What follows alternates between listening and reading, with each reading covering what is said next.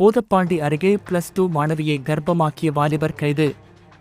கன்னியாகுமரி மாவட்டம் பூதப்பாண்டியை அடுத்த தாழக்குடி அருகே உள்ள வீராணமங்கலத்தை சேர்ந்தவர் பிரேட்குமார், வயது 22. இவர் சுப நிகழ்ச்சிக்கு மேளம் அடிக்கும் வேலை செய்து வருகிறார். இவரும் 17 வயதுடைய ஒரு +2 மாணவியும் கடந்த ஒரு ஆண்டாக காதலித்து வந்துள்ளனர். அந்த மாணவியை பிரேட்குமார் பல்வேறு இடங்களுக்கு அழைத்துச் சென்றுள்ளார். அப்போது அவர் மாணவியை பலவந்தப்படுத்தி பலாத்காரம் செய்துள்ளார். இதில் மாணவி கர்ப்பம் ஆனார். இதனை அறிந்த மாணவியின் பெற்றோர் அதிர்ச்சி அடைந்தனர். பிறகு கர்ப்பத்திற்கு காரணம் யார் என பெற்றோர் விசாரித்தபோது நடந்த சம்பவத்தை மாணவி கூறி கதறி அழுதுள்ளார். இதனைத் தொடர்ந்து மாணவியின் தாயார் நாகர்கோவிலில் உள்ள அனைத்து மகளிர் போலீஸ் நிலையத்தில் புகார் அளித்தார்.